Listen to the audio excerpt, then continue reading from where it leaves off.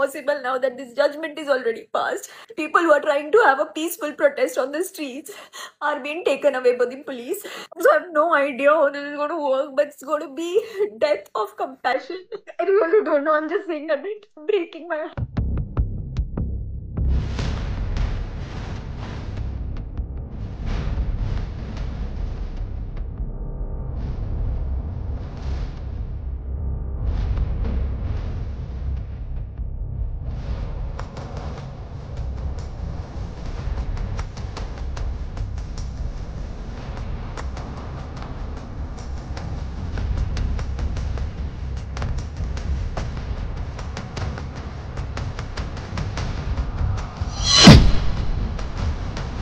నమస్తే, welcome to our Telugu special story. ప్రస్తుతం భారతదేశంలో పేదరికం, నిరుద్యోగం, అవినీతి, కుంభకోణం లాంటి చాలా సమస్యలు ఉన్నాయి. కానీ సుప్రీంకోర్టు ఒక తీర్పు ఇవ్వడం, దానికి వ్యతిరేకంగా చాలా మంది సెలబ్రిటీలు సోషల్ మీడియా వేదికగా పోస్టుల మీద పోస్టులు చేయడం, జంతు ప్రేమికులు ఎవరైతే ఉన్నారో వాళ్ళు రోడ్ల మీదకి వచ్చి ఆ తీర్పును వ్యతిరేకిస్తూ నిరసనలు చేయడం, ప్లాకార్డులు ప్రదర్శించడం, క్యాండిల్స్ బట్టి ర్యాలీలు చేయడం వంటి జరుగుతుంది. ఇది పెద్ద ఎత్తున దేశవ్యాప్తంగా ఒక చర్చకు దారితీసింది. అసలు సుప్రీంకోర్టు ఏం తీర్పిచ్చింది అంటే, ఏదైతే 6 వారాల్లోపు ఢిల్లీ మరియు పరిసర ప్రాంతాల్లో ఉన్నటువంటి కుక్కలను 6 నుంచి 8 వారాల్లోపు వాటిని షెల్టర్లకు తరలించాలి. అంతేకాకుండా వాటికి వ్యాక్సినేషన్, రాబీస్ రాకుండా వ్యాక్సినేషన్ ఇవ్వాలి. తర్వాత స్టెరిలైజేషన్ ప్రక్రియ చేయాలి. ఏదైతే ఏబీసీ ఉంటుందో వాటికి కుటుంబ నియంత్రణ జరిపించాలి. తర్వాత ఏదైతే షెల్టర్ లో వీటిని పంపిస్తున్నారో వాటికి ఫుడ్ ప్రొవైడ్ చేయాలి. అవి బయటకు రాకుండా సీసీ కెమెరాలు ఏర్పాటు చేయాలి. ఇంకోటి ఏంటంటే, ఎవరికైనా ఒకవేళ డాగ్ బైట్ జరిగితే, కుక్క కాటు జరిగితే 4 గంటల లోపు అధికారులు వాటిపైన చర్య తీసుకోవాలి, వాళ్లకు ఈ చికిత్స అందించాలని చెప్పేసి సుప్రీంకోర్టు తీర్పు ఇవ్వడం జరిగింది. ఈ తీర్పు చాలా జరిగినటువంటి పరిణామాలను దృష్టిలో పెట్టుకొని కొంతమంది అభిప్రాయాలు తీసుకొని ఇవ్వడం జరుగుతుంది. ఈ తీర్పును ఎవరు కూడా వ్యతిరేకించొద్దు అని చెప్పి గట్టి ఒక సున్నితమైన వార్నింగ్ కూడా ఇచ్చింది సుప్రీంకోర్టు. మరి ఎందుకు ఈ తీర్పు ఇచ్చింది అంటే, 4 సంవత్సరాల ఒక బాలుడి పైన ఒక 10-15 కుక్కలు దాడి చేసి అతని ముఖం పైన, కడుపు పైన ఏదైతే మాంసాన్ని బయటకు తీస్తే అతని తల్లిదండ్రులు ఏడుస్తూ ఆ బాలుని తీసుకెళ్లి హాస్పిటల్ తీసుకెళ్తే ఆ కుక్కకు ర్యాబీస్ తీవ్రత ఎక్కువడం వల్ల అది అతనికి సోకి డాక్టర్లు కూడా చేతులు ఎత్తేశారు. సో వీళ్ళ కళ్ళ ముందట, అటు డాక్టర్ కళ్ళ ముంగట, ఇటు తల్లిదండ్రులు ఏం చేయలేని పరిస్థితుల్లో ఆ బాలుడు చచ్చిపోయాడు. అసలు ఆ తల్లిదండ్రుల కడుపుకోత వర్ణనాతీతం. వాళ్ళు ఏమంటారు అంటే, అసలు ఏంది, ఎందుకు మాకు ఈ కడుపుకోత, ఎవరి వల్ల ఈ కడుపుకోత, ఏం తప్పు చేసినాం మేము అని చెప్పి వాళ్ళు వాపోవడం జరిగింది. ఒక లాయర్ దగ్గరికి వెళ్ళి వాళ్ళు ఏడుచుకుంటా కంప్లీట్ చేస్తే మొత్తం మీద అది సుప్రీంకోర్టు దగ్గరికి వెళ్ళి మానవతా దృక్పథంతో ఇంతకుముందు జరిగినటువంటి పరిణామాలని దృష్టిలో పెట్టుకొని ఈ తీర్పు ఇవ్వడం జరిగింది. సో ఈ తీర్పులు ఏంటంటే, వాటిని షెల్టర్ కు తరలించాలి, వాటికి సరైనటువంటి సదుపాయాలు అవన్నీ చూసుకోవాలని చెప్పింది సుప్రీంకోర్టు. ఇక ఈ తీర్పు వచ్చినాక చాలా మంది సెలబ్రిటీలు ఎవరైతే ఆ కార్లలో తిరుక్కుంటా అద్దాల మెడలలో ఉంటారో వాళ్ళ చాలా మంది, దాంట్లో ముఖ్యంగా ఒక నటి సదా గారు, జైన్ సినిమాలో నటించినటువంటి సదా గారు మొత్తం మీద ఏడుస్తా ఉంది. ఏడుస్తుంది, దుఃఖం ఆగుతలేదు, కళ్ళ పూట నీళ్లు గారుతా ఉన్నాయి. ఏమంటుందంటే, అసలు ఏదో జరిగిపోయింది, సుప్రీంకోర్టు తీర్పు ఇచ్చింది, కుక్కలను అది చేస్తారట, ఇది చేస్తారట, నేను ఏం చేయాలి, ఎటు పోయాలని ఇంట్లోండే ఆమె మాట్లాడుతుంది. సో అందరు రాండి, రోడ్ల మీద రాండి, నిరసనలు ఏరి కుక్కలు కాపాడరు అని చెప్పేసి మొత్తం వీడియో పెట్టిందంటే ఒక దాదాపు 5 నిమిషాల దాకా వీడియో ఉంది. ఏడుస్తా ఉంది, నాకు దుఃఖం అవుతలే, ఇక్కిళ్ళు వస్తున్నాయి. అయితే ఒకటి, జంతు ప్రేమ అందరికి ఉండాలి. ఖచ్చితంగా భూమి మీద ఉన్న ప్రతి ప్రాణికి బ్రతికే హక్కు ఉంది. ఒక జీవి పైన ఇంకో జీవి దాడి చేయడం అంటే అది వేరే సర్కిల్ ఉంటుంది. అది కాకుండా ఇలా దాడి చేయదని చాలా మంది కోరుకుంటారు. ఇక్కడ విషయం ఏంటంటే, ఇప్పుడు ఏదైతే అయితే నేను చంపలేదు, అట్లా మీద దాడి చేయలే, ప్రభుత్వాలు ఏం చర్య తీసుకోలేదు. కానీ ఓన్లీ ఈ తీర్పు వచ్చిన వెంటనే బయటగా చేడిస్తున్న మీరు ఏదైతే 10-15 కుక్కలు దాడి చేసి చిన్న చిన్న పిల్లలను చంపినప్పుడు, మొత్తం రక్త ముద్దల వాళ్ళు హాస్పిటల్ వెళ్ళినప్పుడు, వాళ్ళు చనిపోయినప్పుడు ఎందుకు స్పందించలేదు?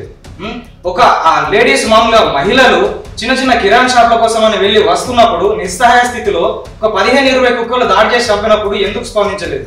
ఒక ముసలి వ్యక్తి, నడవడానికి కూడా ఇబ్బంది పడే ముసలి వ్యక్తి రోడ్డు మీద వెళ్తున్నప్పుడు ఎలాంటి అతని ప్రమేయం లేకుండా వచ్చి దాడి చేసి మొత్తం చంపుగా తింటే ఎందుకు మాట్లాడలేదు? సో ఇదే జంతు ప్రేమ. అరే ఆ జంతువులు మనుషులను చంపుతున్నాయి భయ్, దాన్ని ప్రభుత్వాధికారులు కావచ్చు, ఎవరైతే వైద్యాధికారులు కావచ్చు, అరే చర్యలు తీసుకోవాలని అప్పుడెందుకు మాట్లాడలేదు? ఇప్పుడు చిన్న తీర్పు వచ్చినాక వెంటనే మొత్తం మీ జంతు ప్రేమ అంతా బయటపడుతుంది. ఇది జంతువుల పైన ఉన్నటువంటి ప్రేమ, వాటికి హాని జరగబోతుంది అన్నప్పుడు బయటపడిన ప్రేమ మనుషులకు హాని జరిగినప్పుడు, మనుషులు చచ్చిపోయినప్పుడు ఎందుకు రాలేదు? సో వీళ్ళు ఎవరైతే ఉన్నారో ఇప్పుడు ఇంత క్రూరంగా ప్రవర్తిస్తూ మనుషులపైన దాడిస్తున్న కుక్కల మీద ప్రేమ చూస్తారు. సో అదే ప్రేమ మిగతా జంతువుల మీద ఎందుకు లేదు? మీరు రోడ్ల పైన వెళ్తే రోడ్ల మీద మేకలై కావచ్చు, గొర్రెలై కావచ్చు, చాలా కలెబరాలు ఇట్లా ఉంటాయి, మాంసాలు తింటా ఉంటారు, అమ్ముతా ఉంటారు. అంతేందుకు ఈ వీడియోలు పెట్టిన వాళ్ళందరూ కూడా పొద్దున్న లేస్తే చికెన్లు, మటన్లు, ఫిష్ అన్ని తింటా ఉంటారు. సో వాటిని ఎందుకు ప్రేమ లేదు? మరి ఈ జంతు ప్రేమికుల్లో కూడా రెండు రకాలు ఉంటారు. ఒకరు రోడ్ మీద ఉండే వీధి కుక్కలు కావచ్చు, వీధి జంతువులు కావచ్చు, ఆవులకు కావచ్చు, చాలా వాటికి వీళ్ళు సపరేట్ గా తీసుకొచ్చి వాటికి ఫుడ్ వేస్తూ ఉంటారు, కొన్నిటికి చికిత్స చేస్తారు, కొన్నింటి పట్టుకపోతారు. వీళ్ళు ఒక రకం. ఇంకొక రకం ఏంటంటే బయట దేశాల్లో ఉన్నటువంటి సంకర జాతి కుక్కలు, పప్పీలని, అదని ఇదని వాటికి వ్యాక్సినేషన్ వేసుకుంటా వేలల్లో డబ్బు తీసుకొచ్చుకొని అట్లా అద్దరాల కాలాలు తీసుకోకుండా మంచిగా వేసుకుంటూ ఉంటారు. సో ఆ జంతు ప్రేమ ఈ జంతు ప్రేమ ఒకటేనా? సో ఎవరైతే వీడియోలు పెడుతున్నారో వాళ్ళు నిజంగా కార్ల ఎదుర్కొంటే అద్దాలు ఉంటారు.